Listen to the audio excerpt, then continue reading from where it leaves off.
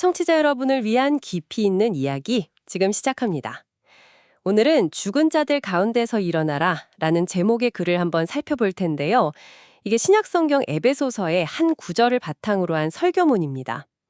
근데 이 글이 던지는 질문이 아주 흥미롭더라고요. 성공과 안락함이 어떻게 우리를 살아있는 시체로 만드는가? 이 좀 무서운 질문의 답을요. 고대 도시 4대의 비극에서부터 한번 찾아가 보죠. 네, 오늘 다룰 텍스트는 영적인 삶과 영적인 죽음, 이 개념을 빛과 어둠이라는 아주 강력한 상징으로 풀어내고 있어요. 여기서 말하는 영적인 죽음이라는 게 그냥 신앙이 없다, 이런 차원을 넘어서요. 아, 그런 단순한 의미가 아니군요. 네, 삶의 목적이나 열정, 또 어떤 윤리적인 방향성 같은 걸 잃어버리고 그냥 관성적으로, 무감각하게 살아가는 상태를 말하는 거죠. 겉으로 보기엔 멀쩡히 활동하고 성공한 것처럼 보일 수 있는데 속은 완전히 텅 비어버린 상태. 텍스트는 바로 그 지점을 아주 날카롭게 파고드는 겁니다. 와, 듣기만 해도 좀 섬뜩한데요. 네가 살았다 하는 이름은 가졌으나 죽은 자로다. 이보다 더 직설적인 비판이 있을까 싶어요.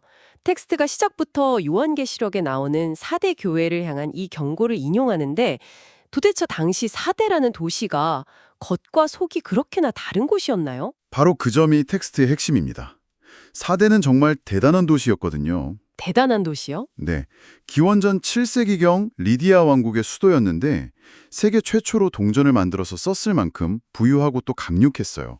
게다가 지리적으로도 거의 완벽한 요새였습니다. 아, 지리적으로도요? 네, 깎아지른 절벽 위에 세워져서 여기는 절대 무너지지 않는다는 자부심이 도시 전체에 그냥 팽배했던 거죠. 그야말로 모든 걸 다 가진 도시였네요. 부, 명성, 그리고 완벽한 안전까지.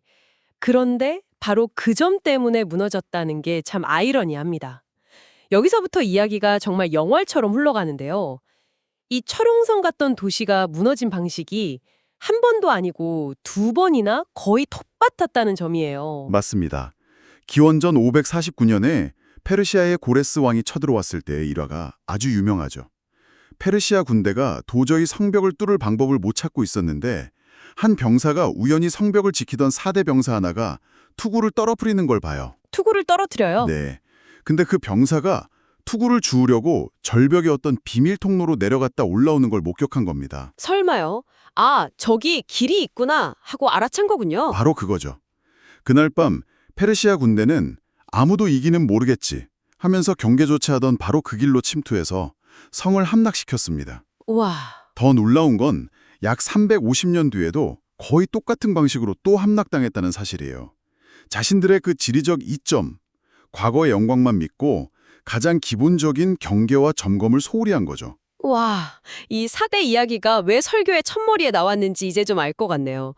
물리적인 함락하고 영적인 나태를 완벽하게 연결하는 장치군요. 텍스트는 청중에게 당신도 4대처럼 겉은 화려하고 안전해 보이지만 정작 가장 중요한 내면의 경계를 소홀히 하고 있지 않느냐 이렇게 묻는 거잖아요. 정확합니다. 이건 비단 종교뿐만 아니라 과거에 성공에 안주하다가 한순간에 무너진 기업이나 개인에게도 똑같이 적용될 수 있는 아주 강력한 경고네요. 그렇죠. 겉모습은 살아있는 듯 번성했지만 내면은 방심과 교만으로 죽어있던 상태.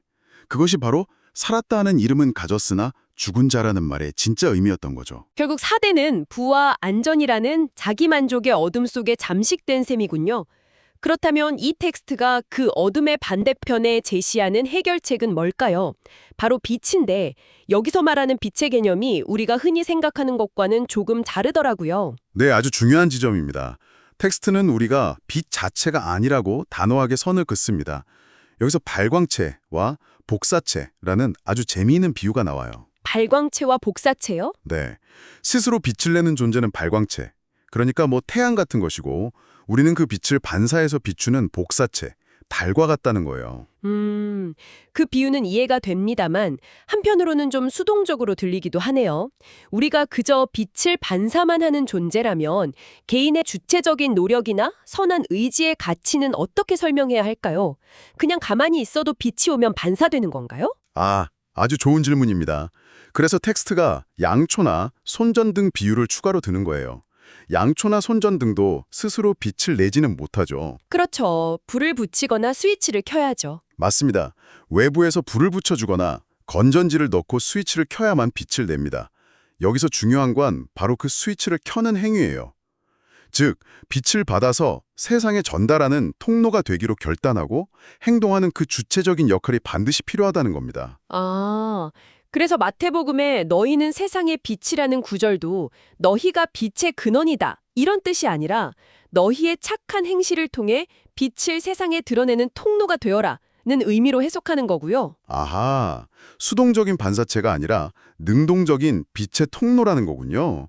사람들이 우리의 행동을 보고 와, 저 사람 대단하다가 아니라 그 행동을 가능하게 한 빛의 근원을 보게 만들라는 거잖아요.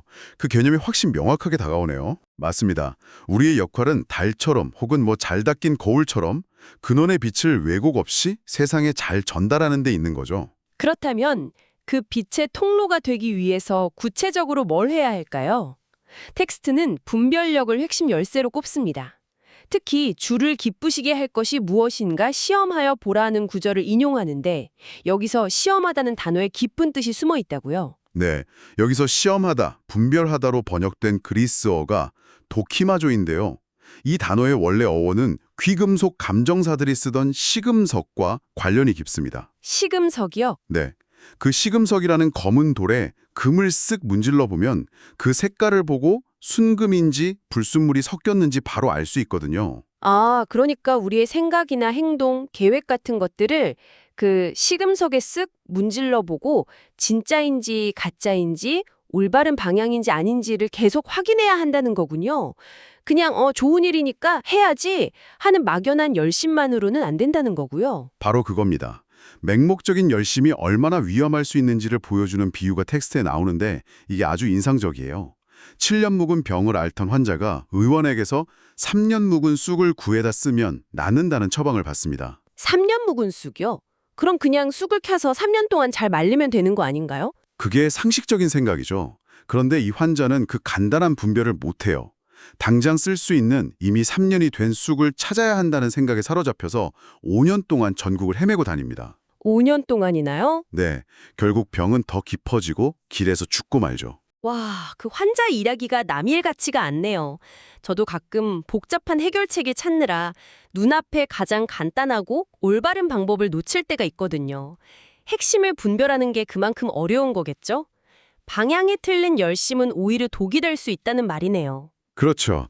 텍스트는 이런 개인적인 비유를 넘어서서 훨씬 더 거대한 역사적 사례도 제시합니다. 바로 이스라엘 민족의 조상으로 불리는 아브라함의 이야기입니다. 그는 신으로부터 위대한 민족의 아버지라 될 것이라는 약속을 받았지만 나이가 들도록 아들이 없자 초조해지기 시작했죠. 그래서 결국 아내의 여종을 통해 아들 이스마엘을 낳게 되잖아요. 네, 텍스는 그 선택을 하나님을 기쁘게 할 것을 분별하지 않고 당장 자신의 불안과 조급함을 해결하려는 자신을 기쁘게 하는 선택이었다고 지적합니다. 그 분별력 없는 선택의 결과가 우리가 아는 것처럼 수천 년간 이어지는 중동 지역의 갈등과 불화의 씨앗이 되었다고 분석하죠. 와, 한순간에 잘못된 분별이 얼마나 깊고 오랜 영향을 미치는지를 보여주는 무서운 사례입니다. 정말 그렇네요. 반대로 이런 분별력을 완전히 잃고 어둠의 일에 빠진 인물들의 사례도 나오는데요. 흥미롭게도 텍스트가 인용하는 두 이야기 모두 밤이라는 시간이 아주 상징적으로 등장하더라고요. 첫 번째 인물로 이스라엘의 비극적인 초대왕 사울을 듭니다. 그는 겸손하게 시작했지만 왕자에 오르자 교만해져서 신의 뜻을 저버린 인물의 전형으로 꼽히죠. 네, 저도 들어본 것 같아요. 그가 몰락하는 결정적인 장면이 나오는데 큰 전쟁을 앞두고 불안에 떨다가 신에게 기도하는 대신 몰래 무당을 찾아갑니다. 왕이 무당을 찾아갔다고요? 네, 당시 율법으로 금지된 일이었죠. 그런데 성경은 그가 무당을 찾아간 때가 바로 밤이었다고 기록하고 있어요. 이건 단순히 물리적인 시간을 의미하는 걸 넘어섭니다. 그의 영혼이 분별력을 완전히 상실하고 짙은 어둠에 잠식되었음을 보여주는 상징적인 장치인 거죠. 그 밤의 선택으로 그는 모든 것을 잃게 됩니다. 예수의 제자였던 가룟 유다의 이야기도 똑같은 맥락에서 해석되더군요. 그가 예수를 팔아넘기기로 결심하고 최후의 만찬 자리를 박차고 나갈 때 성경이 딱 한 문장을 덧붙이죠. 유다가 그 조각을 받고 곧 나가니 밤이러라. 정말 극적인 묘사죠. 그에게 밤은 단순히 해가 진 시간이 아니라 탐욕과 배신이라는 어둠이 그의 영혼을 완전히 지배해버린 순간을 의미합니다. 빛을 등지고 스스로 어둠 속으로 걸어 들어간 그의 마지막을 보여주는 거죠. 사울과 유다 두 사람 모두 분별의 시금석을 버리고 자기 생각대로 행동했을 때 어떤 어둠을 맞게 되는지를 상징적으로 보여줍니다. 결국 이 텍스트는 사대에 무너진 성벽에서 시작해서 우리가 빛의 통로가 되어야 한다는 사명, 그리고 올바른 분별의 중요성을 거쳐서 우리 각자의 선택이라는 문제로 다시 돌아오네요.